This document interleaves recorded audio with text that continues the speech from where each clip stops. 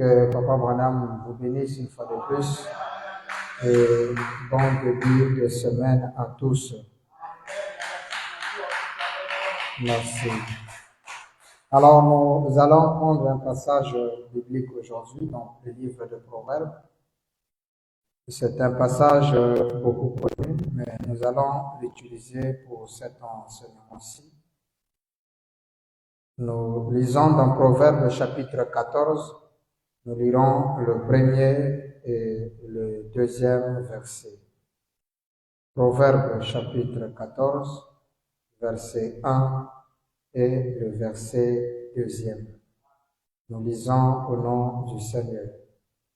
La femme sage bâtit sa maison, et la femme insensée la renverse de ses propres mains.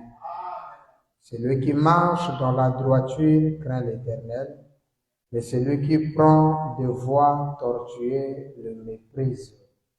Amen. Vous pouvez vous asseoir. Une fois de plus que Papa Branham vous bénisse tous. Amen.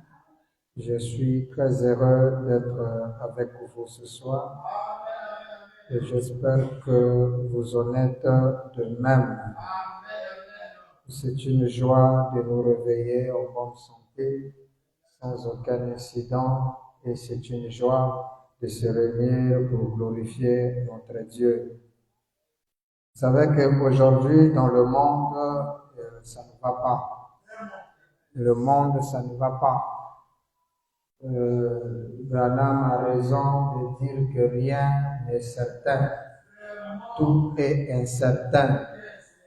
Pendant que l'ONU se bat pour essayer de terminer l'histoire de l'Ukraine et de la Russie, voilà un autre grand problème qui intervient encore. Ça a d'abord commencé avec l'État palestinien et Israël. Étant donné que c'était leur vieil conflit, ça a été pris comme pas en longueur. Mais cette fois-ci, c'est l'Iran. Et l'Iran n'est pas un petit pays comme la Palestine. L'Iran est un pays nucléaire. Et aujourd'hui, il y a des morts.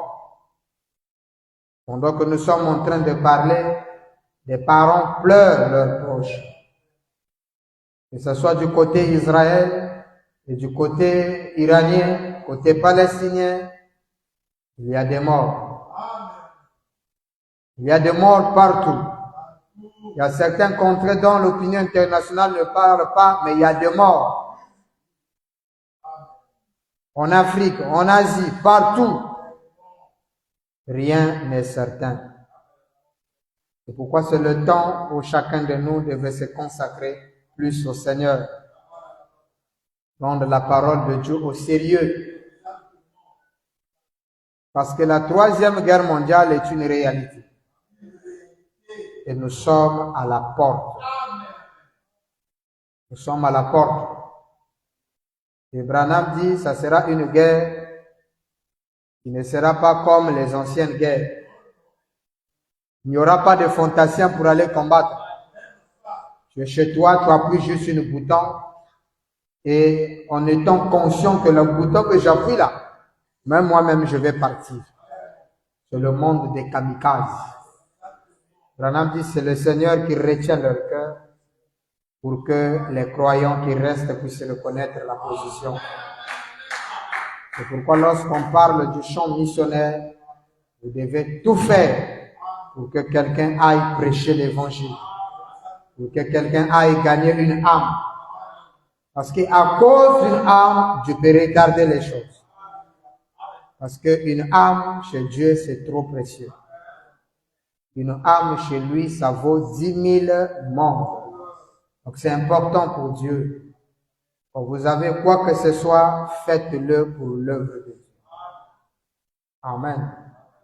Et Papa Branham, je venais de lire une écriture ici qui m'a beaucoup touché. Dans l'expectative du 30 septembre 1951, William Branham va donner une forte déclaration ici. Paragraphe 10e. L'expectative du 30 septembre 51, paragraphe 10. Branham dit: nous nous souvenons de nos jeunes gens là-bas en Corée ce soir. Oh Dieu, je crois que si beaucoup de missionnaires y avaient été envoyés, ces choses ne seraient pas produites. Mais nous avons de l'argent pour des appareils. Hein? On a l'argent pour acheter le téléphone. On a l'argent pour la télé. On a l'argent pour des missiles. On a l'argent pour ceci. Des appareils, tout. Mais on dirait que quand on arrive à ton travail, Seigneur, là, les gens n'ont plus d'argent. S'il faut acheter le téléphone, tu vas l'acheter. S'il faut investir pour telle chose, tu vas le faire. Et on est pressé à réaliser nos rêves, mais le rêve du Seigneur. Écoutez, Frère Branham, il dit, Père, c'est une prière. Je pense que si l'argent qui est dépensé pour la défense était affecté aux missionnaires dans le champ de travail, il n'y aurait pas eu de guerre. Donnez-moi un amen. Si l'argent que l'on dépense dans les histoires de guerre pouvait être donné aux missionnaires, il n'y aura pas de guerre. Les missionnaires leur enseigneront l'amour de son prochain. Parce que prendre une bombe, envoyer à ton confrère pour qu'il meure, il faut avoir un cœur. Lorsque vous avez Dieu, vous avez la miséricorde. Pour les appareils, vous avez l'argent. Pour ta voiture, tu as l'argent. Pour ta maison, tu as l'argent. Pour tes affaires, tu as l'argent. Et lorsqu'il s'agit d'envoyer un missionnaire dans le champ de travail, là, l'argent est fini. Que Dieu nous aide. Amen, amen. Faisons le tout possible de soutenir l'œuvre missionnaire. L'œuvre missionnaire dépasse la construction. Ça dépasse tout ce qu'on peut faire. Les bâtiments vont rester. Mais une âme de sauver, c'est l'éternité. Donc, mieux vaut investir dans quelque chose d'éternel que d'investir dans quelque chose d'éphémère. Le bâtiment, c'est juste pour le confort de s'asseoir et d'écouter la parole dans de bonnes conditions. Mais il est dit, il n'est pas bon d'enseigner deux fois la personne la chose alors qu'il y a quelque part quelqu'un qui n'a même pas écouté une seule fois. Pour Frère Branham, le champ missionnaire était la priorité numéro 1. Tout son argent était affecté dans l'œuvre missionnaire. Il dit même la dîme de la dîme, il affectait ça dans l'œuvre missionnaire. Et nous avons un programme missionnaire pour le mois de juillet. J'espère que les âmes de l'Éternel, ceux qui comprennent la valeur du champ missionnaire, feront leur tout possible pour que les missionnaires puissent y aller. Amen, amen. Acclamons le Seigneur et le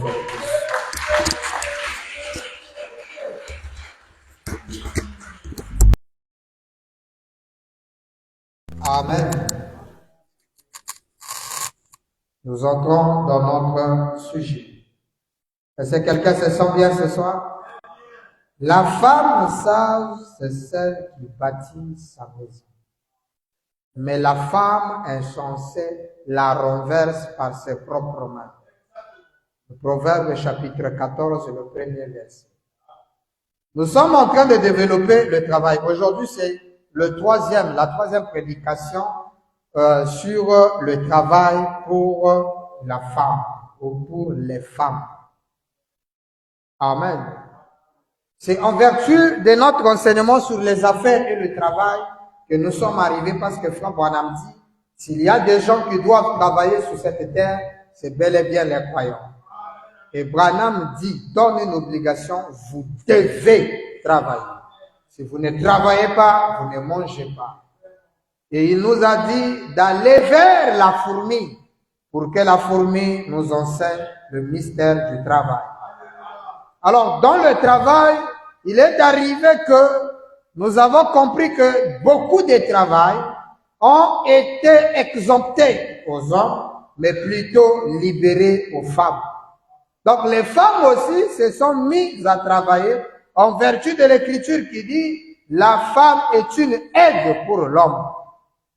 Et sur ce, nous avons vu que l'aide que la femme est censée porter à son homme n'a rien à voir avec les travails de bureau ou de quoi que ce soit ou n'importe quel travail, mais plutôt le travail d'être une reine à la maison dans son château. Ce qui nous a permis à montrer que William Branham dit la place de la femme, c'est à la cuisine. Maintenant, il a introduit un élément qui nous a mené à réfléchir. Cet élément, c'est quoi? Il a dit, sauf si son mari est malade, cette dernière doit travailler. Alors là, on s'est dit, il y a une brèche. Sur ce, allons-y maintenant, procédons par les questions auprès du Seigneur pour qu'il nous réponde. Parce que Frère Branham nous a dit, je vous ai enseigné tous les conseils de Dieu. Et il dit, après que je serai parti, vous allez comprendre que mes bandes et ces brochures resteront vivants. Voilà pourquoi tous les cas que nous avons relatifs aux problèmes de la vie et au spirituel et aussi au royaume de Dieu ou à la vie éternelle, il y a la réponse dans le message. Même ce qui se passe aujourd'hui dans le monde politique, dans le monde gouvernemental, où tout ça, il y a l'écriture. Branham a tout dit. Alors donc, maintenant en posant la question, William Branham nous a répondu clairement. Nous avons lu questions-réponses. Et là-bas, Papa Branham nous a dit, si le mari a un problème de facture, n'a pas de travail, il nous a montré que s'il est malade, la femme doit travailler. Il a encore ajouté un élément, que s'il y a des dettes à payer, la femme peut travailler pour soutenir le mari, à payer les vêtements des enfants, à payer les factures. C'est ce que faut voir. Les factures, l'école des enfants, c'est la femme, le travail de la femme qui fait ça. Et il dit, s'il est en train de travailler juste pour gagner un peu plus d'argent, ça, il doit arrêter. Et il a dit, un homme de bon sens n'acceptera jamais que sa femme se retrouve au milieu de ce bande de voyous qui sont là à plaisanter matin soir.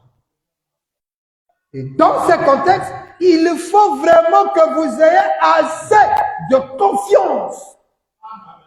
S'il n'y a rien à faire et que l'unique opportunité c'est celle-là, Branham dit, ayez assez de confiance pour envoyer votre femme. Car la majorité des femmes qui travaillent, 90% ou 90% sont des prostituées ou sont devenues des prostituées parce qu'elles travaillent.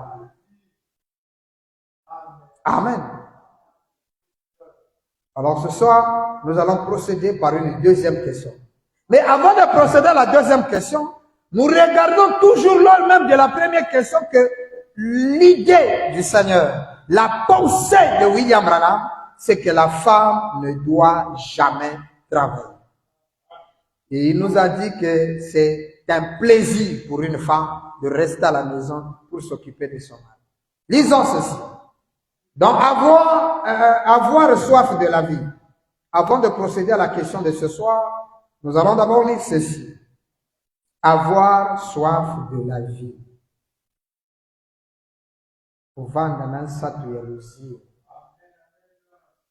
Avoir soif de la vie.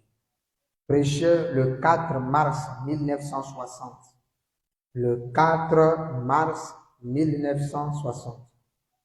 Paragraphe 110 et nous lirons 111. Nous commençons à 110. William Branham dit ceci. Merci. Il dit ceci. Et quand la féminité est brisée, ainsi que la maternité, dans n'importe quel pays, La colonne vertébrale est brisée. Dit le Seigneur. Lorsque la féminité, William Branham dit la féminité, c'est pas le fait d'être femme. La féminité, c'est avoir assez de morale et de vertu en présence des hommes et en ayant un état digne de la parole. La maternité, c'est pas le fait de mettre au monde les enfants, mais c'est plutôt savoir diriger ces enfants dans la meilleure voie qu'ils doivent suivre, c'est-à-dire la parole.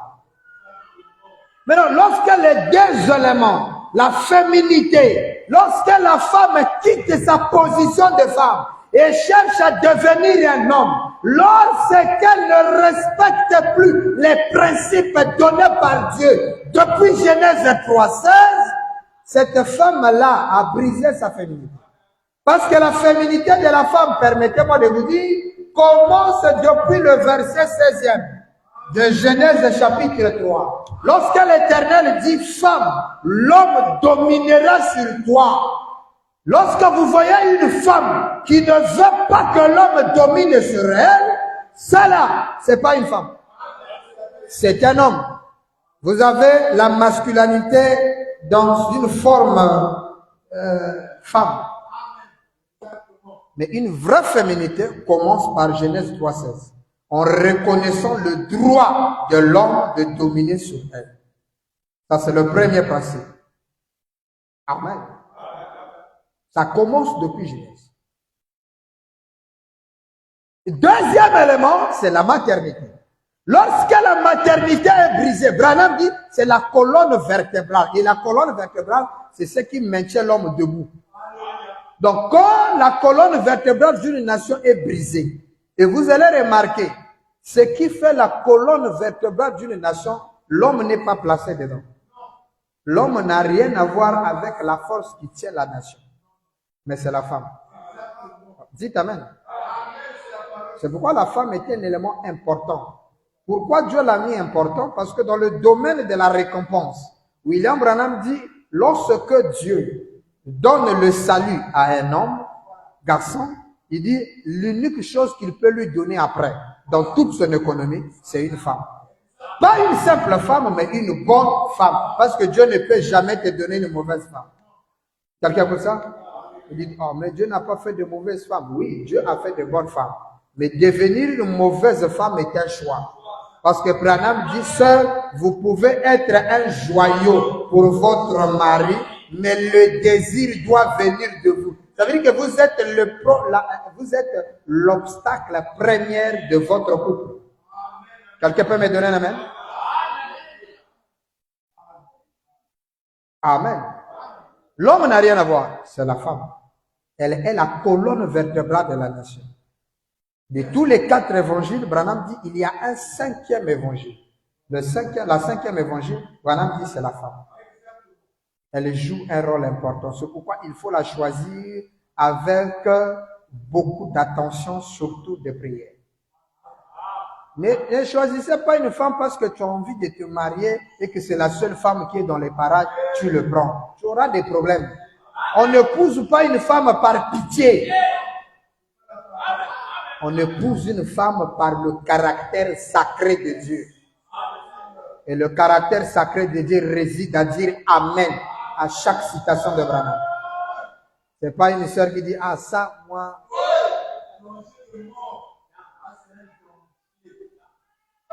Moi, la polygamie, oui, c'est la parole, mais pas chez moi. Dans mon couple, je n'accepte pas ça. Est-ce que toi, tu as un couple?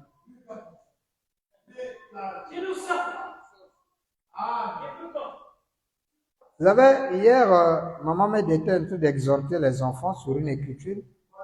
Ils ont eu un petit contradiction avec les enfants. Il fallait venir me voir pour essayer de trouver un peu la solution dans la situation. Et j'ai beaucoup aimé ça. Donc, avant de dormir, elle est en train de leur lire arrive-t-il à Dieu de changer sa pensée au sujet de sa parole. Donc, il leur fait la lecture de la brochure et j'ai beaucoup aimé. Bon, c'est elle, le pasteur. Donc, Et parfois, moi, je n'ai pas besoin d'aller dans leur église. Donc, ils font leur église là-bas avec les enfants au salon, moi je suis dans la chambre.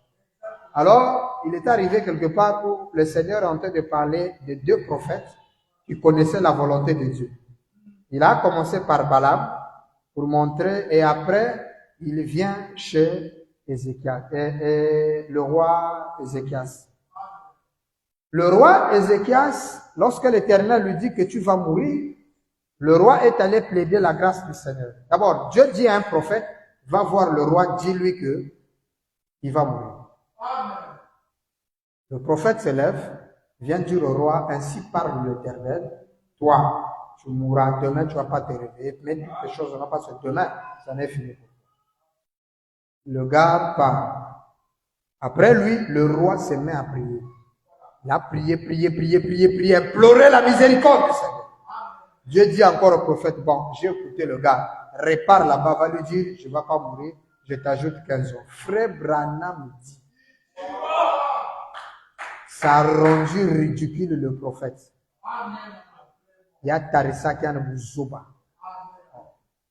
Toi, Dieu, tu me dis, parce que Dieu là, les rois ne le voient pas, les gardes ne le voient pas. Il n'y a que moi qui l'entends. Il me dit, va, je viens, je te dis, ainsi dit le Seigneur. Et je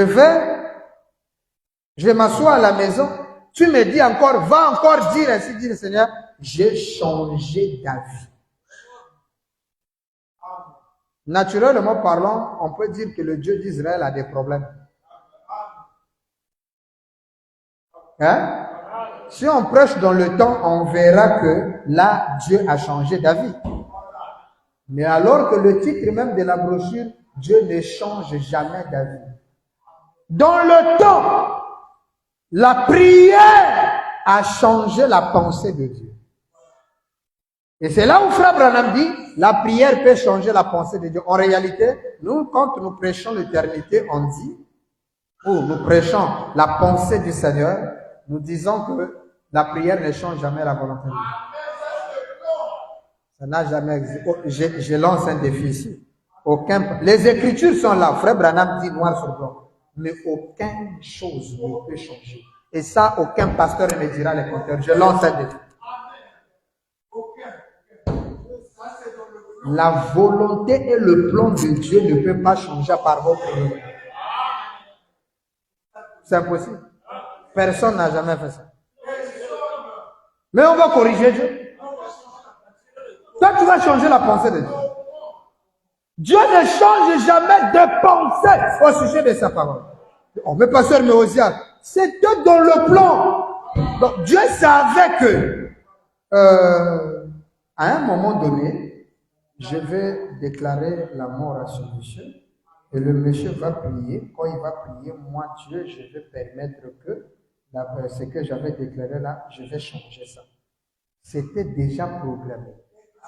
Donc, la prière a juste déclenché un plan établi depuis. Parce que tout ce que nous vivons sur la terre, c'est pas du brusque ou du surprise. C'est du surprise et du brusque pour nous. Mais pour Dieu, ça a été programmé. Qu'à tel moment, le frère sera malade. Lorsqu'il sera malade, il va prier. Et moi, je vais le guérir. Alors, qu'est-ce que je dois? Je dois permettre qu'il soit malade pour qu'il prie pour que moi j'exauce.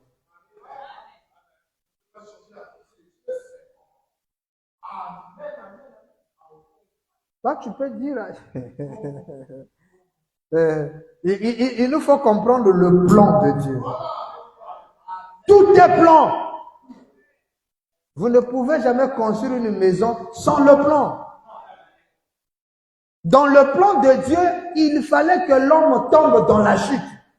Si Adam ne mangeait pas, ne commettait pas le péché, Dieu devait se battre de tous les moyens pour qu'il le fasse. C'est là où Branham dit, ils ont fait un acte qui devait toujours arriver de toutes façons. Donc c'était prévu. Et c'est ça qu'on appelle la pression. Parce que Dieu connaît toutes choses avant qu'elles soient. Et cela relève même à l'omniprésence de Dieu. Lorsque Frère Branham dit Dieu est omniprésent, ça ne veut pas dire que Dieu a Pointe-Noire, il a Brazzaville, il est partout. Non. Mais Dieu connaît chaque chose qui va arriver dans le monde, dans les minutes, les tiers, c'est les secondes qui arrivent. Hein?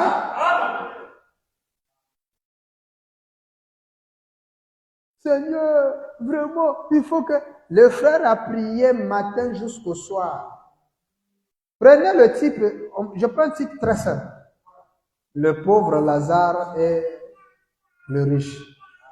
Le pauvre Lazare a été sauvé pour voir, parce qu'il est fils de Dieu, vrai vous. Et vous pensez que pendant qu'il mangeait les miettes qui tombaient de la table, le mec n'a jamais prié que Dieu change sa situation. Hein? Mais pourquoi il est mort pauvre? Malgré les prières qu'il faisait. Parce que dans le plan de Dieu, lui devait mourir pauvre. Il y a des prières que tu as commencé à faire depuis 1980. Tu mourras avec ces prières-là. Si ces prières-là ne sont pas dans le plan de Dieu, tu peux prier, tu ne peux jamais changer la volonté de Dieu. Si Dieu avait dit, toi tu mourras par avion, si tu dis, je ne rentrerai jamais dans l'avion, un jour Dieu fera de toute façon que tu te retrouves dans l'avion. Peu importe les prières pour empêcher ta mort. Jamais. Parce que si la prière changeait le programme de Dieu, moi-même je suis témoin. Ma maman ne mourrait jamais. La maman de Frère Branham et son père ne mourraient jamais. Hope ne mourrait jamais. Sharon Rose ne mourrait jamais. William Branham a fait des prières intenses pour sa propre femme et sa propre fille. Jamais guéri. Mais il tourne le dos, il va prier pour quelqu'un d'autre guéri. Mort ressuscite. Mais sa propre fille, jamais. Jusqu'à mourir, Branham pleure. Il dit, toute la ruelle, j'étais en train de pleurer comme un enfant dans la rue. Et un prédicateur m'a vu commencer à se moquer de moi. Ça, c'est l'Éternel des armées. Mais comme dans son plan, il fallait qu'il meure, sa prière ne devait rien changer. Moi, pasteur Kentucky, les pasteurs du monde, les frères, sans compter vous autres, vous avez mis les genoux à terre, maman est là, au CHU. Seigneur, quelle formule on n'a pas utilisée de toutes les formules qu'on connaît du message. Les jeunes, on en a fait, Triduum, on en a fait. Surtout le pasteur Kentucky se consacre beaucoup. Ça brebis là, il connaît. Là, même quand je l'ai appelé, il dit, je suis à l'église, je n'ai prié. Pendant qu'on est en train de parler, il est en consécration. Il a fait ça chez ma mère. Toute l'église, les frères sont là. Maman est morte, on l'a enterré, il a pleuré, j'ai pleuré. Pourquoi? Parce qu'on ne pouvait pas empêcher le programme de Dieu de s'accomplir. Deux pasteurs, adorateurs, on met les genoux à terre avec l'arme devant le signe sacré. Toutes les photos du Seigneur. Seigneur, fais sortir notre mère. Dieu dit, c'est mon plan, elle doit partir. On ne peut pas changer ça. Maintenant, d'où est-ce que la prière change le programme de Dieu? Le prière, on levait ça dans la tête. La prière ne change jamais le programme de Dieu. Quand Dieu établit un programme, le programme là s'exécutera quelles que soient vos prières. Mais la prière est le déclencheur des plans de Dieu dans notre vie. Dieu avait dit qu'il va te bénir, mais ta bénédiction là, il attend qu'un problème t'arrive.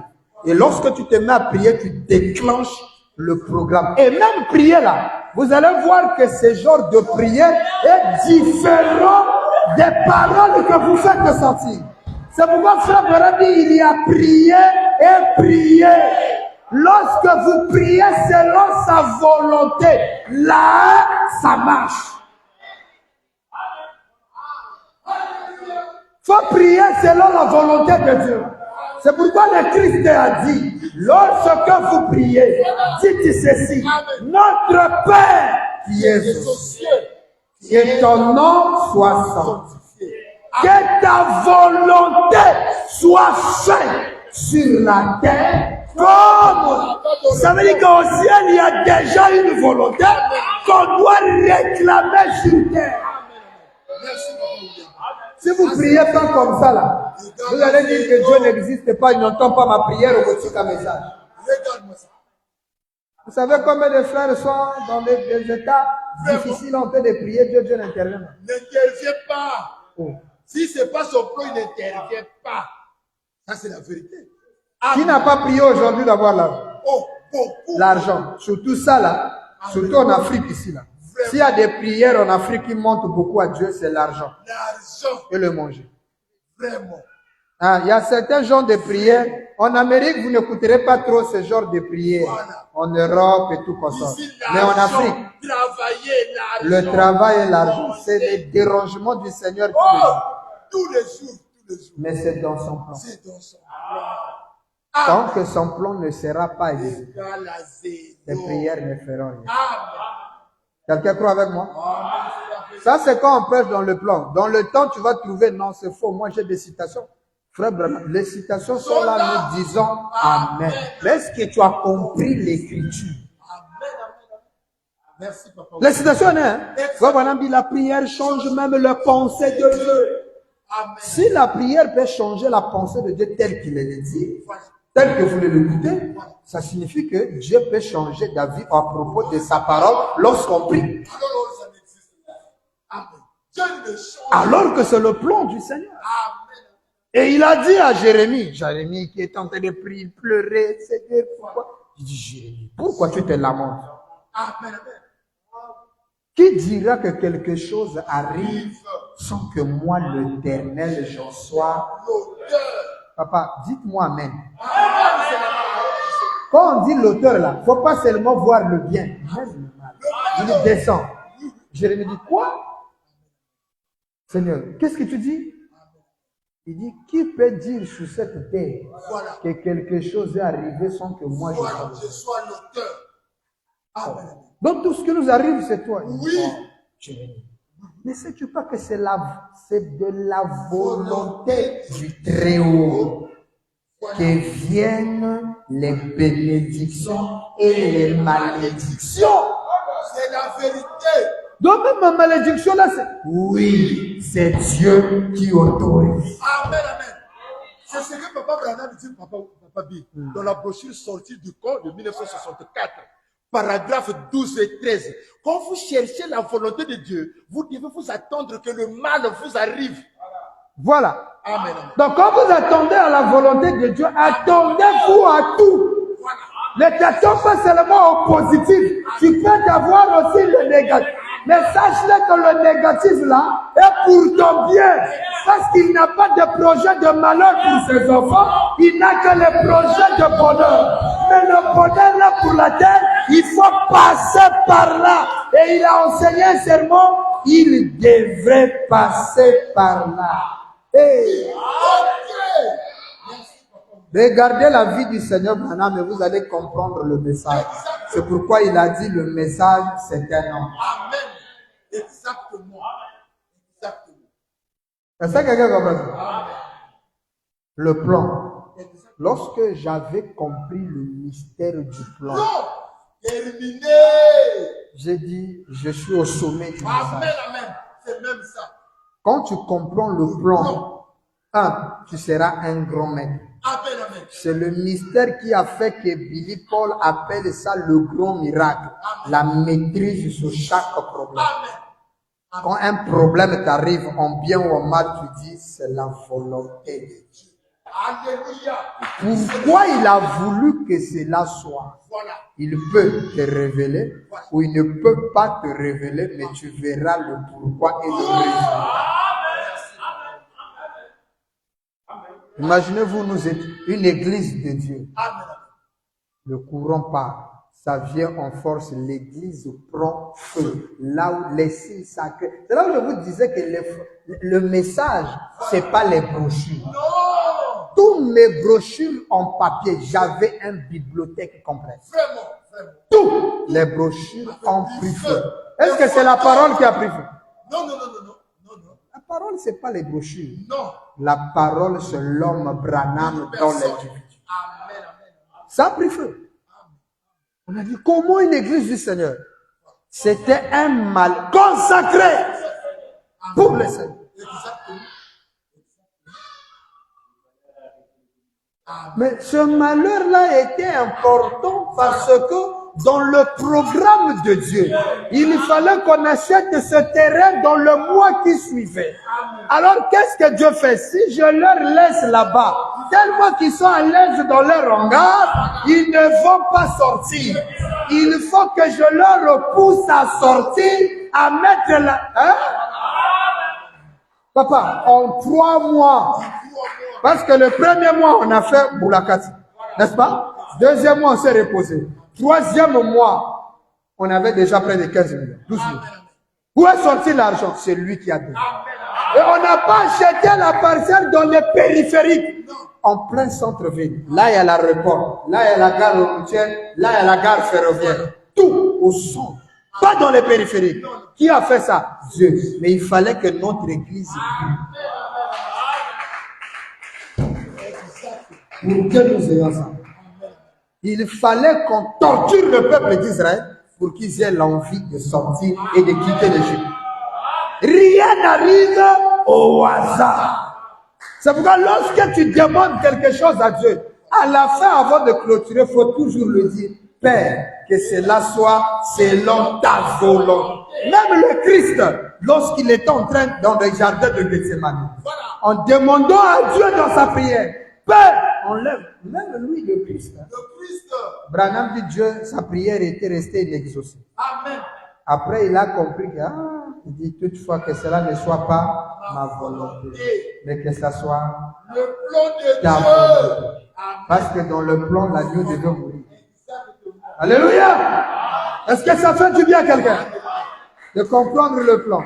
Revenons à notre écriture. Que Dieu nous aide encore. Que Dieu nous donne encore des mères à l'ancienne mode. Donc, Papa Branham dit que lorsque la féminité et la maternité sont brisées, hein, nous revenons sur notre écriture. Parce que c'est ça qui nous a amené. C'est ça la prédication. Maintenant, Branham dit ici que Dieu nous donne encore de mères à l'ancienne mode.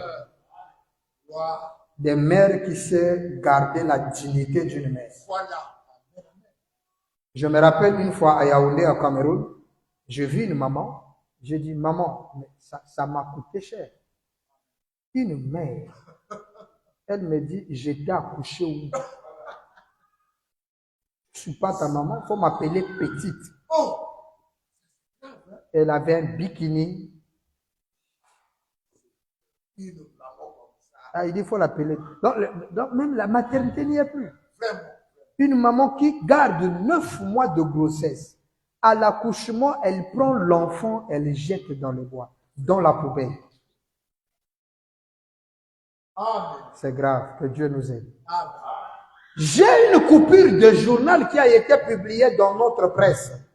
Là, une presse locale, qui montrait que 3 soldats sur 4 qui étaient partis outre-mer pendant leur guerre ont divorcé d'avec leur femme 6 mois après leur retour. Donc, la majorité des soldats qui étaient allés à la guerre, qui ont laissé leur femme, au retour, ils ont divorcé avec leur femme. Et qu'est-ce qui s'est passé? Écoutez, Fawad.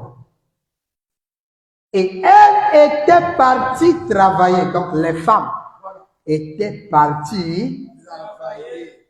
Ce n'est pas pour le plaisir qu'ils étaient partis, hein? Le mari en guerre. Parfois, le solde ne passe pas. Avec les enfants, on fait comment? On est obligé de trouver du travail. On est en train d'engager à l'usine de munitions pour renforcer les soldats. Les femmes sont parties travailler à l'absence de leur mari. En allant travailler, Branham dit, vous écoutez ça? Amen. Il dit, elle était partie travailler dans les usines où l'on fabrique la poudre ainsi de suite comme ça. Eh bien, si un homme est malade et que sa femme ne peut... Vous écoutez ça? Amen. Écoutez ça. Eh bien, si un homme est malade et que sa femme ne peut pas travailler, je vais dire, si lui, l'homme, ne peut pas travailler, je ne condamne pas la chose. On revient encore sur cette brèche. Donc, William Branham vient de nous dire que si le mari est malade et que la femme travaille parce qu'il y a l'impératif, l'obligation, quelque chose qui mène sa femme à travailler, notamment la maladie, Branham dit ça, je le condamne. Amen. Quand le mari est malade, la femme peut travailler pour trouver de quoi faire face. Hein? Amen. Sa femme du monsieur qui est malade doit gagner de quoi vivre. C'est ton ordre. Vous écoutez ça? Donc le travail de la femme est autorisé, mais à une condition prête. Il faut que ce soit une condition qui pousse la femme de travailler. Et nous avons montré que lorsque Frère Branham on nous a parlé de lorsqu'il a dit si votre mari a un bon emploi, il faut rester à la maison. Et nous avons montré que le bon emploi dépend, ce n'est pas le salaire. Non. Amen. Le bon emploi, c'est lorsque vous pouvez joindre les deux bouts avec le peu d'argent que vous recevez. Exactement. Parce que celui qui a 1 million, il voudra 2 millions de salaire. Celui qui a 2 millions aura des problèmes aux alentours de 2 millions. Voilà. Alors les 2 millions là sera peu. Celui qui aura le salaire de 5 millions, il aura des problèmes aux alentours de 5 millions. Il ne le serait plus convenable pour lui. Jusqu'à ce qu'il quittera la terre, l'être humain sera tout. Vous allez voir quelqu'un qui est milliardaire, mais il continue toujours à chercher à avoir l'argent. Pourquoi il ne laisse pas? Il dit, bon, j'ai déjà atteint les milliards, je m'arrête pour moi. Non, il continue, il cherche à en avoir, parce que la satisfaction de l'homme, il n'y a que Dieu qui peut donner à l'homme la satisfaction. Lorsque Frère Branham prêche la soif, il dit la seule chose qui peut étancher la soif, c'est le Saint-Esprit. La parole. Mais l'argent, ça ne suffit pas. Non, non. Amen. Exactement. Toi, quand tu as 100 000 de salaire, tu te dis, ah, avec les 100 000 là, ça va. Mais quand tu écoutes le frère qui gagne 200 000, tu dis, ah, c'est peut-être lui, il gagne 200 000. Moi, j'ai ces 100 000, mais moi, ça marche, pourquoi? Non, c'est parce que avec son 200 000 là, il a des problèmes autour de ça. Amen. Exactement. Je vous ai montré. Amen. Aujourd'hui, par exemple, dans nos universités, parfois, 3 mois, les enfants ne font pas d'école, il n'y a pas de cours. Celui qui a de l'argent, on verra son enfant dans une université à l'étranger. Amen. Pour mieux apprendre. Mais à l'étranger, ça ne va pas te prendre les cours que tu donnais ici. À l'étranger, dans les universités étrangères, on ne paye pas chaque fin du mois. Amen. Il faut payer le cours. Exactement. Soit le mois par trimestre de l'année, ou soit tu payes toute l'année. Exactement. Mais ça demande des fonds. Oui. Avec 200 000, tu peux envoyer un enfant aller étudier en Chine. Même pas. Hein? Tu ne pourras pas. Tu vas qu'envisager ici, là. D'ailleurs, avec les 200 000, tu es locataire. Amen. Amen. Tu vas envoyer l'enfant aller apprendre en Chine. D'ailleurs, le visa et le billet, là. Il te faut combien de temps pour économiser, à moins que tu sois un voleur de fonds publics? Amen. Ah oui, parce que quelqu'un peut avoir 200 000 de salaire, mais il fait des choses que... Et quand vous avez un service compétent de contrôle, vous allez voir que c'est un voleur d'argent. À moins qu'il soit dans des affaires. Amen. Hein? William Branham dit, donc la femme peut travailler lorsque son mari est malade. Branham, mais si elle s'en va travailler juste pour avoir un peu plus d'argent, par rapport à l'argent que reçoit mon mari, c'est peu. Donc je dois un peu travailler pour plus gagner. Branham dit, vous ferez mieux de la garder loin de cette bande de voyous avec laquelle elle travaille là. Elle doit arrêter de travailler. Elle doit arrêter. Quelqu'un dit Amen? Amen. C'est la parole. C'est cela. Il dit, sa place est à la maison. Amen. Ça, c'est à la maison. Vous voyez que travailler, une femme pour travailler, il y a tellement de conditions qui doivent être pour qu'elle se mette à travailler. Sans ça, elle ne travaille pas. Sa place, c'est à la maison. Ça, c'est la pensée du Seigneur. Amen. 111. 110 d'abord, il termine, il y a une petite phrase, il y a des phrases coupées. C'est cela, point. Ici, elle est censée être à la maison, point. 111. Et messieurs, vous pourrez vous considérer vous-même comme étant très correct. Mais si vous avez des clubs, écoutez ça, hein, les hommes, vous pouvez vous considérer correct. Mais si vous avez des clubs, et ces autres choses qui vous éloignent d'elle la nuit, vous devez avoir honte de vous-même. Vraiment. Ah, les hommes aussi, vous avez des problèmes. Vraiment, c'est la vérité. Lorsque vous êtes dans des histoires, Voilà. il y a des couples comme ça. Hein? Amen. Quand le mari, pendant que la femme est à la maison, voilà, le mari est entré, oh non, on a un club de travail. Tu es là-bas dans le club, tu rentres tard, la dame dort déjà, tu dors, tu te réveilles. Vous n'avez même pas le temps de s'asseoir, regarder soit une série ensemble, rire, moquer, passer un peu de temps. Toujours bien. Vraiment. Ça aussi, c'est pas bon pour elle. Amen. Amen.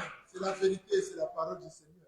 Ah oui, c'est là où, pour la fois passée, Branham nous a dit qu'il y a de négligence dans l'amour. Exactement. Et cette négligence part de deux côtés. Amen. Du côté des frères et du côté des sœurs. Amen. Les frères n'ont plus le temps de causer avec leurs femmes. Voilà. Hyper fatigués à cause. Mais vous, c'est là, moi, oui, mais dispose un peu de tout. Amen.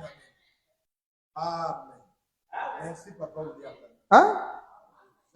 Ah, pasteur, elle n'aime pas qu'on cause. Reste au moins à la maison. Amen. Quand l'occasion t'est donnée d'être à la maison, Voilà. sois à la maison. Exactement. Hein? Dieu vous a donné un foyer pour achérir et à réconforter et des choses comme cela. Et c'est honteux de voir la manière dont les hommes traitent leurs femmes. Amen. Alors, le message ne parle que de femmes. Là maintenant c'est nous. Amen. La manière que vous traitez vos femmes. Voilà. Amen. Amen. La vérité. Vous savez, dernièrement, on avait lu une écriture ici. Seigneur Branham dit, lorsque votre femme prépare, vous devez apprécier sa nourriture. Amen. Mais si je demande aux sœurs ici, là, est-ce que ton mari, depuis ce mois-ci, il t'a déjà dit ta nourriture? Chérie, elle est bon, hein? Quand tu as bien préparé, tu es le meilleur. J'aime quand tu prépares comme ça. Amen. Zéro.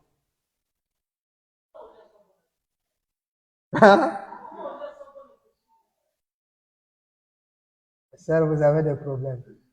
Vous servez la nourriture à votre mari, vous ne lui souhaitez même pas bonheur. Et c'est bizarre. Les sœurs ne veulent plus manger la même assiette avec leur mari. Même pas. Vous n'avez pas fait un constat comme ça? Même pas. Même pas. Hein? Non, ta nourriture à la table. Je réchauffe, réchauffe. Réchauffe, on met à la table. Elle est dehors. Au lieu de venir même faire manger, à moins que tu aies un mari, oh, toi tu as déjà mangé, laisse ça, c'est ma part. Et un mari aussi n'est pas comme ça, s'il vous plaît, même si tu manges beaucoup. Amen. Les hommes, ça c'est mes 3 morceaux. Toi tu as déjà mangé. On en a vu, hein. Tu as déjà mangé tes 3 morceaux. Ça c'est pour moi, je ne vous donne pas. Et comme il dit à sa femme, quand tu manges la journée, la sagesse, il faut garder la nuit.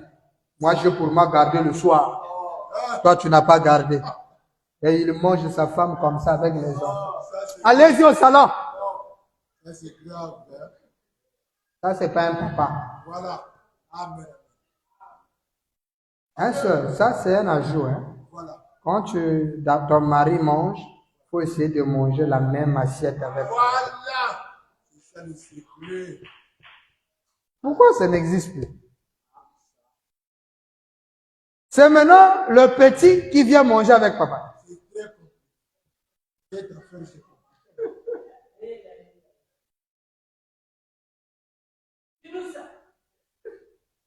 Parce que nous sommes dans la condition où on est en train de parler de nous les hommes. Mais Branham dit, un homme souvent n'agit pas mal si la femme n'a pas mal agi. Ah, mais chérie, le foufou est... Ah, moi seulement comme ça. Ça peut y appeler le gaz. Ah. Quand elle dit que le marché devait être difficile, les 2000 que tu as donné, oh, prends seulement Dieu pourvoira. C'est ce que Dieu a pourvu, mange seulement. J'arrange encore les charbons, tu vois pas que tu me dis à ma cala pour réchauffer la nourriture toi aussi. Moi, ça c'est moi comme ça, il n'y a pas le micro-ondes. On va faire comment? Moi, ça c'est moi comme ça, Dieu va aider, chérie. Hein? Bien. Faut avoir la foi. Comme ça donne pas la péché.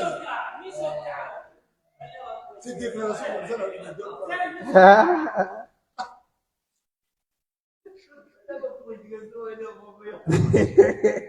Mange seulement, ça va faire quoi? Mais le problème, c'est que ça rentre et calmer comme ça. Dieu va pourvoir. Faut avoir la foi, chérie. Tu n'as pas écouté, le pasteur a dit ça. Contentez-vous. Moi, j'avais noté ça. Hein. Mais chérie, tu peux me réchauffer. Regarde le viol. Mange ça seulement dans le ventre, ça va se réchauffer. Et demandez-moi pendant qu'elle parle, elle fait quoi? Elle est en train de nettoyer. Donc, je laisse les habits de l'enfant pour venir. Mais c'est ton chef. C'est pour les enfants. Est-ce que quand on a commencé, il y avait l'enfant? Faut mettre l'enfant sur le lit, elle va dormir ou faire ses 4 pattes. Toi, tu t'occupes du mari. Ah, Frère Branham dit qu'il faut aider les femmes. Tu as lu ça où? Oh, mais il a aidé. C'est lui qui a aidé, mais.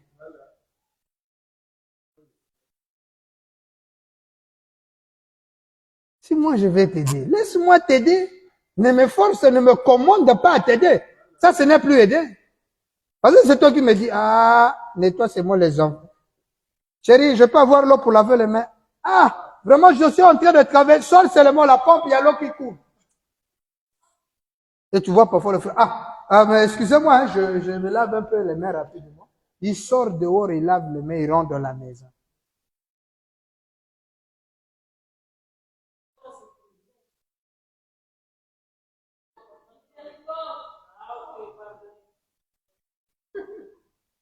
Vous allez voir que lorsque vous faites du bien à votre époux, cela suscitera votre époux à vous faire du bien. Branham n'a jamais dit, vous mari, vous pouvez être un joyau pour votre femme. Non, non, non, non. La joyeuseté, s'il faut le dire, doit commencer de chez vous. C'est vous qui êtes l'élément déclencheur pour que l'homme fasse ce qu'il doit faire. Voilà pourquoi Frère Branham disait que si elle prend soin de moi, qu'elle nettoie mes habits et qu'elle le repasse, mes mains vont s'user pour la rendre heureuse. Chaque fois que le mari fait une chose, tu n'as jamais apprécié ça. À la moindre échappée, Moumakouma exclame, le mari, donc tout ce que je fais pour toi, d'accord. Tu verras seulement qu'à toi. Dieu aussi va l'aider. Quand toi tu feras des demandes, il n'aura pas l'argent. Mais si les enfants font des demandes, pour les enfants, il y aura l'argent. Mais pour toi, il n'y aura pas l'argent. Oui, il ne me partage plus, mais tout ce qu'il fait là, tu redis ça à zéro. Comment il va te le faire? Tu as entendu? Le pasteur, lui, donne l'argent à ses femmes. Toi, depuis quand tu m'as donné? Le pasteur avait dit qu'il faut donner 10 000. Mais chérie, quelle est la féminité que tu manifestes dans le foyer pour qu'on te donne ça? Même le ciel mérite, on mérite le ciel. Branham dit, je vous offre la vie éternelle. Il dit, c'est à vous de l'accepter. Tu dois accepter. Ton propre mari à la maison, tu le prends comme ton ami, ton camarade. Tu le parles. Mais c'est quoi ça? Tu le manques du respect. Et tu veux que ce mari... Je vous dis, un homme sensé, c'est difficile qu'il fasse quelque chose. On vous le manque du respect. Hein? Et la manière dont les femmes traitent leur mari. La manière dont les femmes vous traitez votre mari. La féminité. La paternité de la nation sont détruits. Les tribunaux de divorce sont pleins. Vous écoutez ça? Alors, femmes, faites ce qu'il faut pour que votre mari soit heureux. Soyez un joyeux. Manifestez cette joyeuseté qui amènera votre mari à être un gentleman en face de vous. Quelqu'un comprend ça? Et homme, n'oubliez pas que cette femme est une partie faible. Elle ne fait pas partie de la création. Ok? Nous fermons la parenthèse pour revenir et dire le travail pour la femme est réservé lorsque le mari est malade ou dans l'incapacité de travailler. Mais si ce dernier est en bonne santé et que toi, la femme, tu veux juste travailler pour gagner un peu plus, Branham me dit ta place à la maison. Une soeur peut me donner un amen? Que le Très-Haut vous bénisse. Alors nous allons à une autre question. Nous sommes dans le COD volume 2. Question 366. Question-réponse donc numéro 3 du 30 août 64. C'est le paragraphe 264. Une question aussi importante. Question 366. Voici la question. Frère Branham, était-ce Dieu ou était-ce mes propres voix lorsque les choses qui sont arrivées, lorsque Branham dit, tenté, est-ce, on ouvre le guillemets, Branham dit, vois si tu peux y comprendre quelque chose. Il appelle Frère Lévi pour voir un peu ce qu'il est en train de dire. Ce qui était écrit. Parce que Branham n'arrivait pas à comprendre la question. Il dit, vois si tu peux comprendre quelque chose. C'est bien écrit, mais j'ai un peu d'instruction. Qu'est-ce qu'elle dit là? Frère Branham parle avec Frère Neville. Je ne pense pas que je peux répondre à ça. Ni Frère Caps, ni moi pouvons comprendre. Il est dit, était-ce, bon, à moins que ça soit, s'il s'agissait d'une infirmière, quelque chose au sujet du métier d'infirmière. Bon, il reprend la lecture. Était-ce de Dieu lorsque j'ai arrêté de travailler comme infirmière ou était-ce ma faute? C'est un peu ça la question. Maintenant, Branham répond paragraphe 264. Branham dit, je n'en sais rien. Donc, en fait, la sœur voulait dire qu'elle avait arrêté de travailler comme infirmière.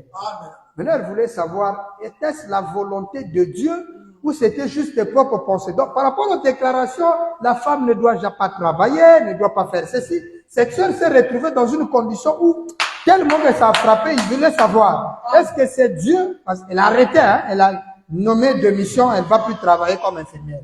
Maintenant, elle dit, est-ce que c'était Dieu qui m'a dit d'arrêter d'être infirmière, de travailler? Ou bien c'était juste ma propre conscience? Je voulais savoir. Voilà, dit, bon, mais j'en sais rien. J'aimerais mieux voir cela en entretien privé. Amen. Voyez? Branham dit, elle aimerait traiter ça en privé. Il dit, le métier d'infirmière, voilà, c'est quelque chose de valable. Ok. Amen.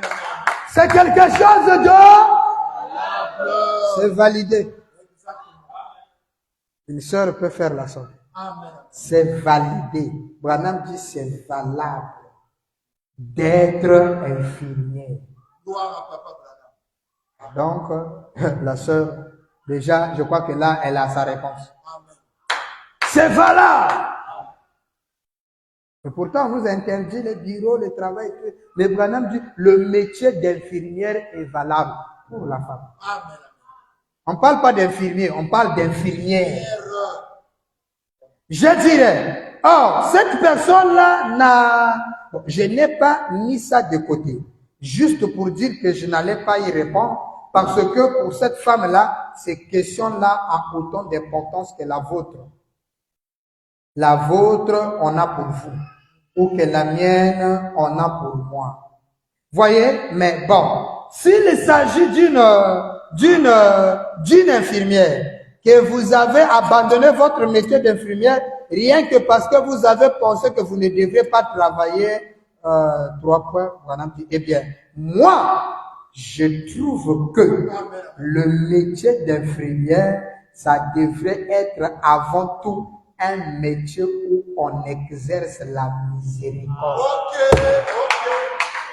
Un métier où on exerce la miséricorde. Faut voilà montre que d'abord c'est valable. Une femme peut être médecin. Une femme peut octroyer, peut postuler dans ce genre de travail. Là, il a dit c'est valable. Mais le mari a un bon salaire. Branham dit là, c'est valable, c'est validé. Pourquoi? Pour Frère Branham, il dit, bon, je ne sais pas pourquoi tu as arrêté, mais pour moi, je trouve que c'est un métier qui exerce la miséricorde. Donc pour Frère Branham, étant donné que ça exerce la miséricorde, c'est bon, c'est valable. C'est sur ça que j'avais pensé, que j'ai toujours dit que être avocat pour une femme qui exerce la miséricorde, qui défend une cause, c'est bon. Amen. Parce que ça exerce, Branham dit, ça exerce la miséricorde. Donc ce métier-là, puisque ça exerce la miséricorde, Branham apprécie, dit, c'est valable, c'est validé. Vous voyez, faire quelque chose, c'est qu'on devrait envisager comme dans le cas d'un docteur. Donc la santé, c'est bon. Un docteur qui est un bon docteur, il va aider un homme. Que celui-ci est dessous ou qu'il soit sans sous, un vrai docteur va l'aider. Quand tu te retrouves parce que c'est un métier qui exerce la miséricorde. C'est pas le médecin d'aujourd'hui. Ah, mais vous n'avez rien, je ne peux pas le toucher. Non. Un vrai médecin apportera son aide. Voyez? Et je pense qu'un ministre, n'importe qui, notre service devait être l'un envers l'autre. Donc vous voyez que ce n'est pas seulement la médecine qui exerce la miséricorde, même le ministère. Dans le but de se rendre l'un l'autre la vie un peu plus agréable. La miséricorde. Je vous aime, voyez, je vous aime, et je veux que vous soyez dans la vérité, et je veux moi-même être dans la vérité, et je veux que vous me croyez moi. Et vous me croyez. Moi, je vous crois. Mais croyez-moi aussi. Et si vous venez vers moi avec une question, je veux être honnête avec vous. Et si je vous parle au nom du Seigneur, je veux que vous fassiez exactement ce que je vous ai dit de faire. Ne vous en écartez pas le moins du monde. Et alors, je pense que nous avancerons bien comme ça. Ouais. Voyez? Et alors les autres. Donc, maintenant, s'il s'agit de travailler comme infirmier, et moi je trouve que si vous avez un cœur d'être infirmière, voilà. Il dit, tout le monde ne peut pas être une infirmière. Amen, amen. Tout le monde ne peut pas être infirmière. Une infirmière, c'est quelqu'un qui est doux. Wow, c'est ça même. Et gentil. Bien sûr. Ça exerce la c'est pas ce qu'on voit dans les hôpitaux là. Non, non, non. Qui sont vulgaires et... Qui insultent les gens. Un jour, je suis allé voir quelqu'un à l'hôpital. Une infirmière la passe. C'était l'heure de visite, on avait fini l'heure de visite terminée. Donc il devait dire aux visiteurs de libérer. Maintenant, elle vient violemment pour dire, l'heure est arrivée, sortez. Vous venez visiter les gens, vous ne donnez même pas l'argent aux gens. Vous venez seulement visiter, vous ne voulez même pas, vous ne donnez absolument rien aux gens, et puis vous dites, mais venez, sortez. Ça, c'est une infirmière. Je dis, mais elle est impolie. Amen. Et ça là, ça ne peut pas être infirmière. Non. Branham dit une infirmière, c'est quelqu'un qui est doux. et gentil Gloire. avec les gens. Et oh, je pense qu'une vraie infirmière, si vous avez été déjà malade à l'hôpital ou quelque chose, et que vous voyez une infirmière vraiment gentille qui vient et que vous installe confortablement ou quelque chose comme ça. Je me suis fait opérer là une fois. J'ai reçu un coup de feu. J'ai été obligé d'aller à l'hôpital. Il y avait une brave petite infirmière là-bas. Je l'appelais cornichon sucré. Amen, voilà. Vraiment. Vous voyez ce qu'une infirmière peut amener à faire. Voilà. Tellement qu'elle était douée et gentille. Voilà. Branham l'appelait cornichon. Vous avez déjà mangé le cornichon? Moi, personnellement, je n'aime pas manger ça. Je trouve pas le goût n'est pas bon. Mais Branham dit ça là, c'est un cornichon. Tu appelles une infirmière. Cornichon sucré. Amen. Il y a un problème aussi. Si c'était vous, problème. Hein? Oui, les gens du message ont des superstitions bizarres. Je rentre dans une église, frère. Mais non, nous ici, c'est le modèle du Branham Tabernacle. Je dis, il n'y a pas de problème. Mais quand je rentre dans l'église, gauche pour les femmes. Oh, ça c'est pas Branham Tabernacle, c'est quoi? Hein? J'ai vu une église, ça m'a étonné. L'église là, il y a une rangée pour les femmes mariées. Hein? Voilà. Les femmes mariées avec les mamans, les vieilles dames, ils sont dans leur rangée. Il y a une rangée spéciale célibataire. Oh, Donc quand tu regardes la rangée là, tous qui sont là ne sont pas mariés. la séparation.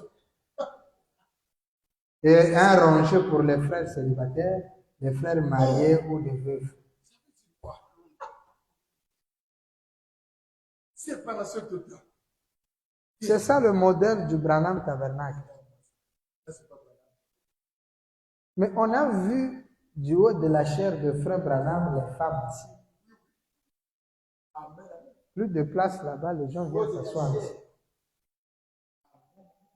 Les hommes et les femmes. C'est vous, les Africains, vous voulez voir le diable partout.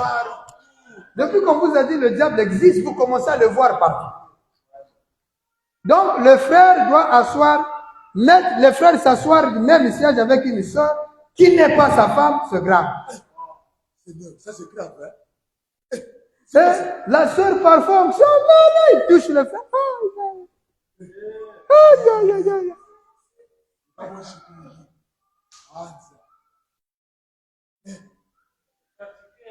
C'est mieux. Donc là, il faut marcher avec des gigamètres. Je dis à ce pasteur, mais il faut les surveiller aussi dans les bus. Surtout nos bus où on est 4-4. À l'église même, il y a le bon qui sépare. Mais dans le bus, c'est cuisse contre cuisse. Là-bas, c'est cuisse contre cuisse. Hein? Non, donc là-bas, il n'y a pas le diable. C'est seulement dans les maisons du Seigneur que l'esprit... Oh non, frère, c'est pour éviter la convoitise. Si tu as un esprit de convoitise, il faut qu'on prie pour toi. Comment une soeur qui s'assoit ou un frère qui s'assoit à côté de toi, tu as peur. Mais le païen là, qui met sa main même sur tes sadailles, là, il n'y a pas de problème. Non, je suis en sécurité. Et surtout, non, la femme, il faut le mettre au milieu. Il faut encadrer la femme. Nos roulages là, nos policiers routiers là, s'ils voient que tu as mis la femme de côté, mais c'est grave. Sécurité féminine. Vous avez placé la femme au coin. C'est en danger. La femme doit être encadrée. Encadrée par qui? Deux bons païens. Là, la sœur ne fait pas de ça problème. Mais quand ça arrive à l'église, frère, je ne peux pas m'asseoir là où il y a le frère. Il faut éviter. Le diable est dangereux. Dans la dangerosité du diable, c'est dans les bancs de l'église.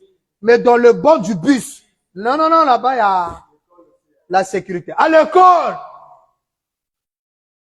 surtout nos écoles là, trois même c'est trop. On est serré, collé. Pas de banc. Faut voir.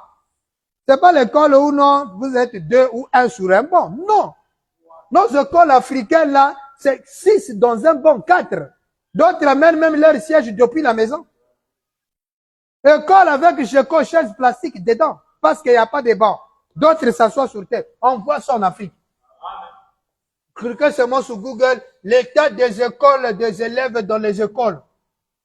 Surtout, cliquez bien en Afrique. Vous allez voir les bancs catastrophiques. Parfois, c'est 2 bois qu'on a mis comme ça, tous se sont étalés dedans.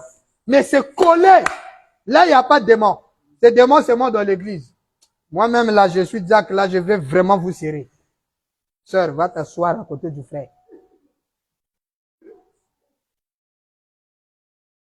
Hein? Si tu es marié, tu t'assois à côté de ton mari. Si tu n'es pas marié, et c'est pas aussi forcé, le mari vient à temps. Toi, tu viens en retard. Une autre sœur divorce vient s'asseoir à côté du frère qui a l'onction pour que je puisse aussi prendre la motivation. Et le huissier apparaît, non, bien aimé, il faut séparer les sœurs et les frères. Ce genre de huissiers chez nous seront disqualifiés. William Branham dit, il y avait une petite infirmière là-bas, je l'appelais cornichon sucré. Parce qu'elle avait toujours un cornichon dans la bouche. Vous écoutez ça? Le frère a dit, donc moi aussi je vais commencer à donner non. Elle avait un cornichon tout le jour dans la bouche. Voilà pourquoi Branham l'appelait cornichon sucré. Amen.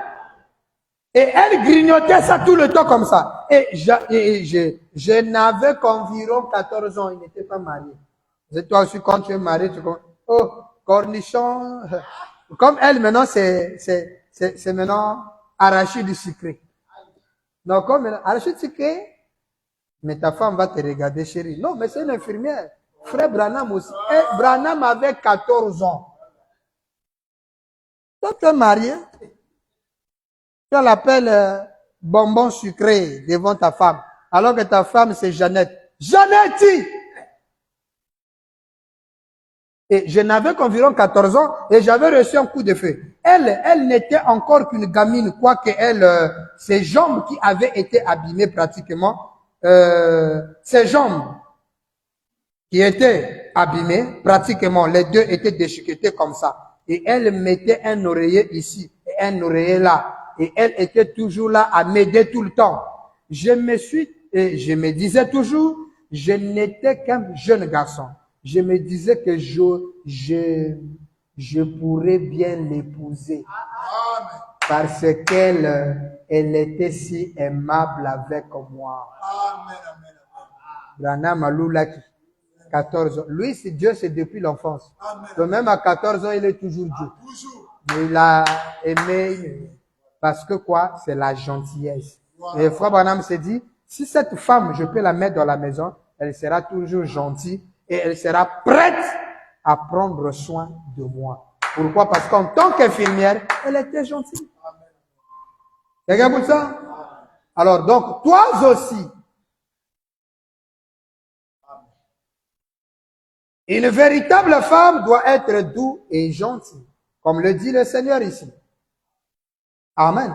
Parce que c'est ça qui pousse Branham à vouloir chercher à épouser la cornichon sucré. Donc, le métier d'infirmière, Branham dit, c'est valable. C'est louable. C'est un métier qui exerce la miséricorde. Vous voyez? Et Branham dit, je ne pense pas pourquoi elle a arrêté ça. Pour Frère Branham, c'est un métier valable qui exerce la miséricorde. C'est là qu'il vient de dire, bon, mais toutes les femmes, tout le monde ne peut pas être infirmière. Parce que la condition, d'abord, depuis de ton travail, de ton certificat de médecine, mais tu dois avoir le caractère doux et gentil. Il y a une méthodologie. Même quand tu es docteur, tu ne peux pas dire au patient, bon, mais ton cas est grave. Hein. Savoir, il y a une méthodologie d'annoncer la nouvelle aux malades. Parce que tu peux tuer ton patient à cause de l'information que tu lui donnes. Voilà pourquoi Branham dit, je ne pense pas que tout le monde doit être infirmière. Mais le métier d'infirmière est validé pour nos sœurs. Une femme peut faire la santé. C'est un métier qui est doux, qui est gentil et qui exerce la miséricorde. Voilà, dit, c'est comme nous les ministres, nous devons faire le tout que les autres se sentent à l'aise dans leur vie. Et c'est ça le métier que l'on peut trouver aussi dans le domaine du droit. Où on peut trouver un indigent, un abandonné, où quelqu'un peut venir, une femme peut venir prendre la défense de cette personne. Exercer la miséricorde. Amen. Donc, pour la santé, les sœurs, vous pouvez faire la santé. Il y a beaucoup de branches dans la médecine, mais soyez doux et gentils. Vous imaginez si nous avons nos sœurs qui sont gynécologues. Toutes les sœurs du message iraient chez notre sœur. Au lieu de leur montrer leur corps chez des païens qui tripotent ça n'importe comment. Mais quand vous avez une sœur et entre vous, ça se comprend. Bien qu'il ait dit, tu ne verras pas la nudité de ton frère, mais dans les cas de maladie, je crois que la miséricorde peut être exercée. Amen, amen. Donc, le cas de la santé, c'est le cas de notre question pour ce soir. Et sur ce, frère Branham dit, c'est valable et c'est valide. Amen. Parce que, écoutez cette déclaration-ci de Branham. Il va encore appuyer ça. Déjà en 1955, voici ce qu'il dit. Dans la brochure, Jésus-Christ est le même hier, aujourd'hui, éternellement. Nous sommes le 13 novembre 55. Écoutez déjà ça. Paragraphe 14, partie C.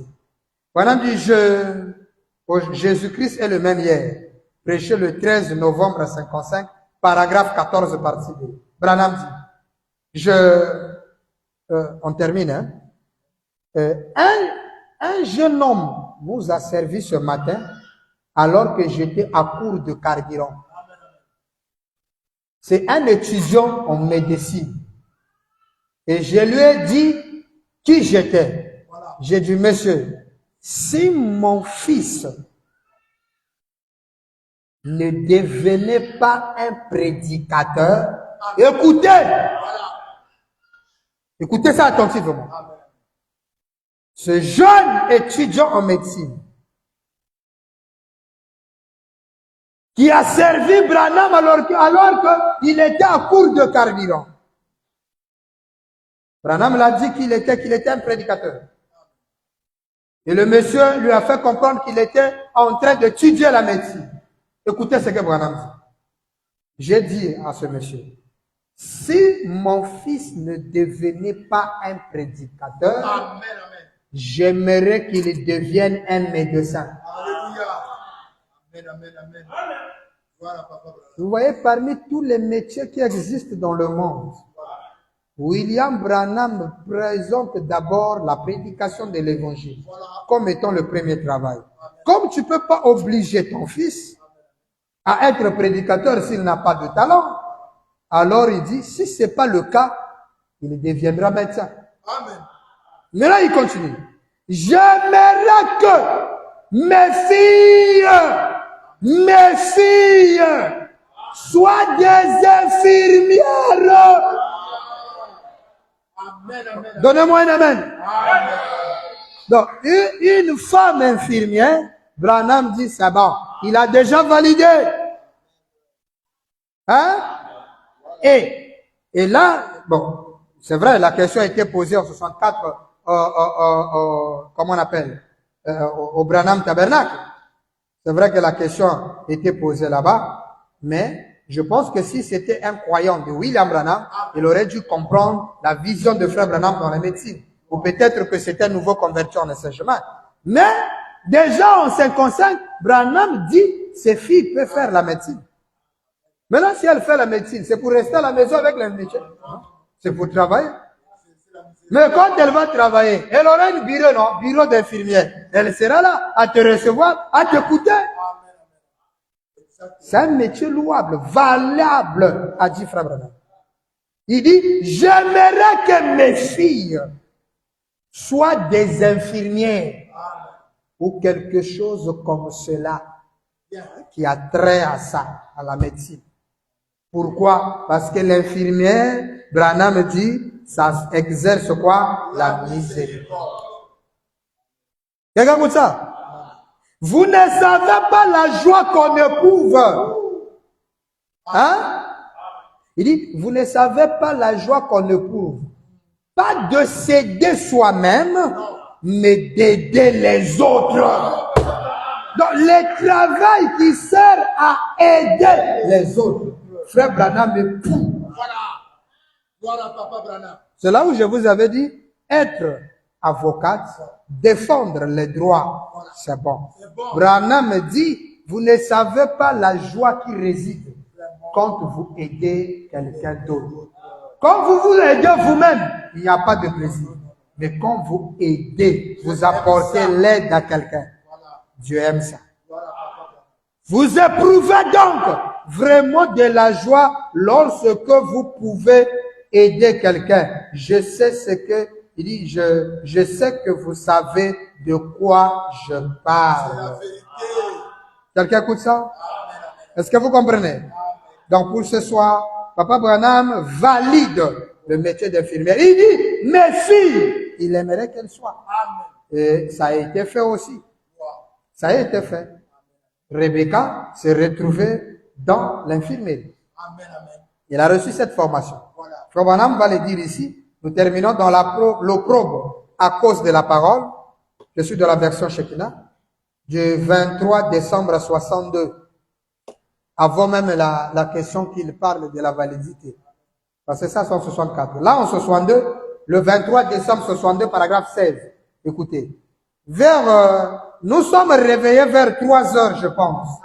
Et ma fille, l'une de mes filles, Rebecca, qui est là au fond, travaille à l'hôpital méthodiste de Louis-Sylville. La fille de Branham fait quoi? Travaille à l'hôpital méthodiste de Louis-Sylville. C'est une sorte de formation d'infirmière pour volontaires. On appelle ça les conduits strippers. Donc, jeunes filles bénévoles qui travaillent dans un hôpital. Ou quelque chose comme ça. Donc, Becky a travaillé dans un hôpital. Hein? Avec son métier d'infirmière. Et je pense que ce métier, comme l'a dit le Seigneur Branham, est valable. Donc, une sœur, si tu veux faire la santé, c'est bon. Ça, il n'y a même pas de débat. Amen, c'est clair. Ton mari, bon, maintenant, si ton mari te dit, parce que une femme doit écouter son mari. Tu peux avoir ton diplôme d'infirmière, tu as le droit de travailler. Tu peux travailler, mais ton mari a le dernier mot. S'il t'autorise, tu exerces la miséricorde. Si elle ne t'autorise pas, tu restes à la maison. C'est pas le dit, frère Branham a dit, il n'a pas dit que tout le monde, vous devez être infirmière. Je dois aller travailler. Non. Si le mari dit, même si tu es infirmier, tu restes à la maison. Reste à la maison. Parce que la femme sert Dieu en servant son mari. A dit le Seigneur évidemment. Alors donc, pour ce soir, je crois que chacun de nous a compris quelque chose. Vous avez compris que le métier d'infirmière, c'est le métier que Frère Branham a validé pour les femmes. Pour quelque chose dans ce sens-là. Donc la médecine, c'est bon pour la femme. Le travail qui accorde la miséricorde. Ça, c'est bon. Frère Branham l'autorise. Par contre, si vous voulez travailler juste pour gagner un peu plus d'argent, Branham dit à la maison. En dehors de cela, si votre mari est malade, tu peux aller travailler. On nous a toujours dit que Maman Meda, il y a eu une période de crise, que Granville n'avait pas de boulot. Elle était allée faire le travail de nettoyer les habits. Et après, bon, on nous a dit ça. Mais nous sommes à la quête de support. Parce qu'il est mieux d'avoir un support ou une écriture ou un témoignage pour affirmer ces choses. Parce qu'on a écouté beaucoup de choses dans le message, dont après on a vérifié ça n'a jamais existé. Amen, amen. Alors donc, pour ce soir, j'espère que chacun a compris. Et si vous voulez déjà orienter votre enfant dans le cadre de la médecine, ou ceux qui sont à l'université, vous choisissez en lycée, hein, prenez déjà la série qui traite La santé, c'est bien pour vous. Mais si tu vas traiter comptabilité, en tout cas, là, tu tapes à côté. Parce que dans la comptabilité, on n'exerce pas la miséricorde. Il faut faire la série médecine. C'est ça la série que le Seigneur nécessite. À moins que si tu as fait comptabilité et que ton mari est malade, on cherche un comptable, tu vas travailler jusqu'à ce que le mari revienne. Et dès qu'elle revient dans son état, elle dit arrête, tu arrêtes. Amen. Elle dit, ah mais pasteur, mais nous qui faisons un peu de travaux, des petits corps, ça c'est quand on arrivera dans les affaires. Nous parlons d'abord de travail public. Hein? Et nous allons arriver dans des petits et moyens boulots. Mais pour ce soir, notez que Branham a validé le travail qui exerce la miséricorde pour une femme. Que Dieu vous bénisse. Et le mercredi, Dieu voulant, nous allons clôturer sur notre sujet, sur le chapitre 3, le chapitre B, sur le travail pour la femme. Nous allons les clôturer le mercredi, Dieu voulant. Comme ça, le vendredi, on commence avec le travail de travailler dans le gouvernement ou encore la politique pour un croyant. Nous allons essayer de voir. Je crois que c'est la politique qui amène dans le gouvernement. Tu ne peux pas être dans un gouvernement si tu ne fais pas la politique. Donc, nous allons voir, est-ce que c'est un frère? Parce que on nous a toujours donné que la politique, c'est du diable. Donc, comme c'est du diable, la politique est pourrie. Ceci est pourri, on peut pas être politique. Je vous ai dit. On va lire Frère Branham. Vous allez vous rendre compte que même les églises aussi, Branham dit est pourri. Donc, on doit quitter les églises. Comme la chose est pourrie, on quitte. Non, mais nous allons comprendre la pensée du Seigneur. S'il faut être député, nous serons là. Nous allons travailler pour le pays. On va lire Branham. Donc, le vendredi, nous allons débuter avec ça. Et lorsque nous finirons avec ça, si Dieu nous accorde encore le temps, nous allons voir le travail et le ministère. Est-ce qu'un prédicateur peut aussi travailler, faire un autre travail en dehors de la prédication? Et lorsque nous finirons, nous allons attaquer maintenant l'option sur les affaires. Et sur les affaires, c'est là où nous allons vraiment beaucoup traiter, beaucoup de petits, ce qu'on appelle des petits travails et tout et tout. Nous allons vraiment se lancer, toucher les affaires au fond. Les hommes d'affaires et tout, ça sera très important. Que le Seigneur Branham vous bénisse. Que ce soir, nous avons terminé. Nous nous levons.